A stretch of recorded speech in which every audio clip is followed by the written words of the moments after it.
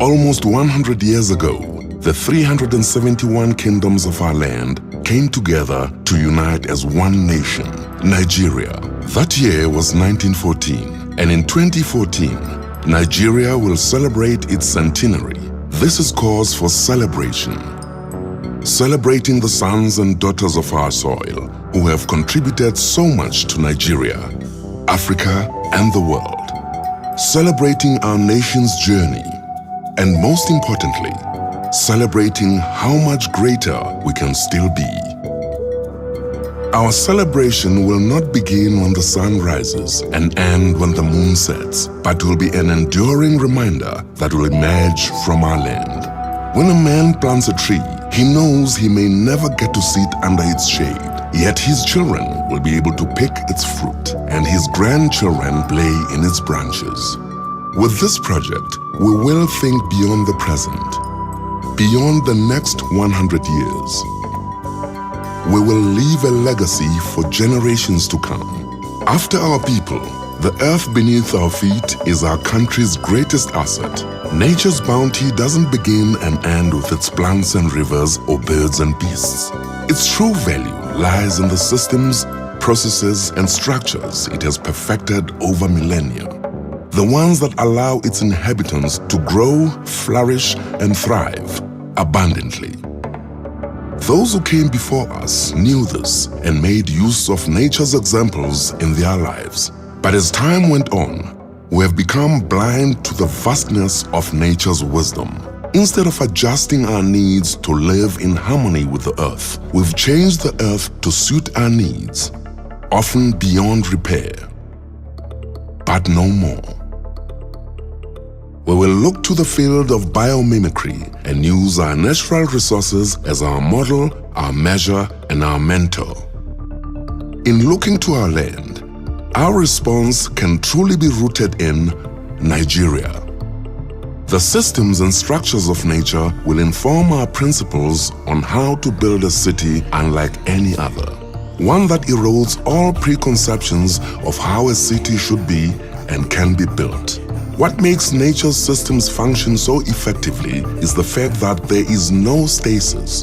There is constant and perpetual flow of energy, of nutrients, of materials, and of information. This key insight informs everything we do. Nature does not allow for waste in construction or destruction. Everything is built using available resources as efficiently as possible, with matter being broken down and reused where it falls. Resources and materials will be generated, used, and disposed of as efficiently and effectively as possible. This regenerative circular metabolism and the constant flow of resources will nurture its inhabitants without exploiting the habitat. We can also mimic nature's model for sustainable and effective growth. As with other living organisms, the city will be built as a series of cells that are simultaneously self-sufficient and interdependent. As the cells grow and divide, their decentralized, self-organizing modular design will be able to rapidly and cooperatively respond and adapt to both their needs and the needs of those around them. This will hold true at building, cell, and settlement scale.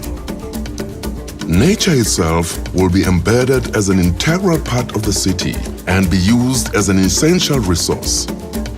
Water, arguably the planet's most precious commodity, will be allowed to flow freely throughout the city and be both respected and utilized to the advantage of all its inhabitants. Green belts that follow natural watercourses will service an aesthetic need and function as urban agriculture that will reduce the need for importing resources from outside the cells. The edges of the waterways will act as biofilters, where wastewater is turned into clean, usable water. Nature will also inform the design of the transport systems so that it is optimized for the best possible flow for a new set of transport hierarchies.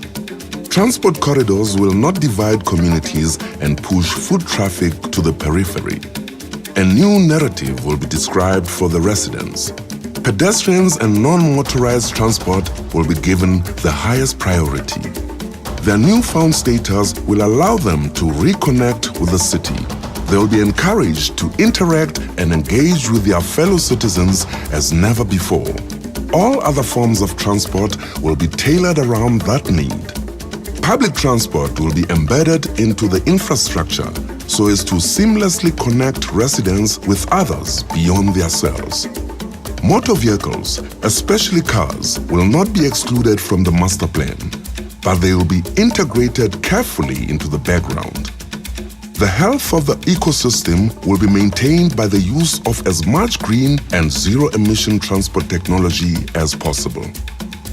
Using these principles, we will build a city like no other, a smart city, one that functions like a mature and abundant ecosystem. And with any successful ecosystem, the more diverse it is, the more vibrant and rich it will be.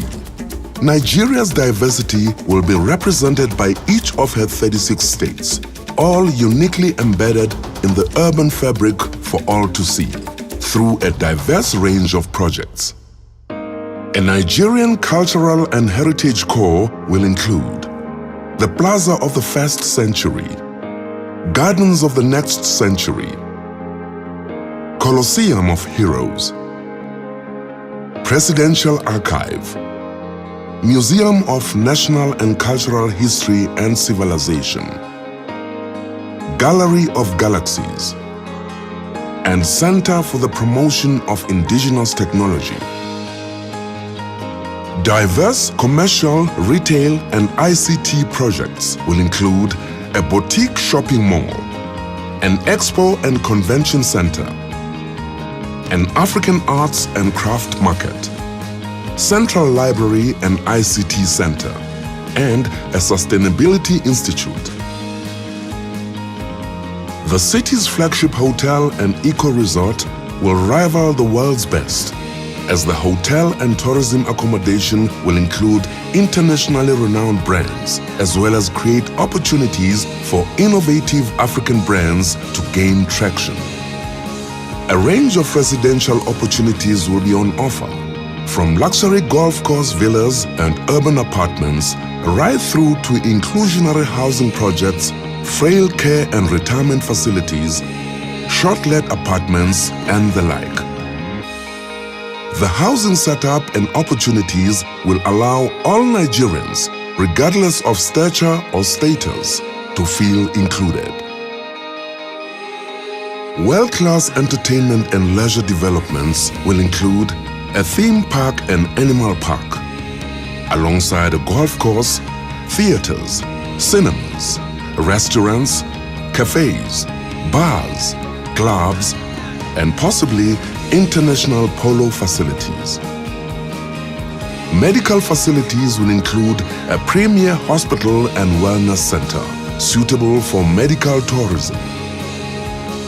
The city's sports developments will comprise of a stadium, indoor sports center, tennis academy, aquatic center, sports hospital, and a high-performance center.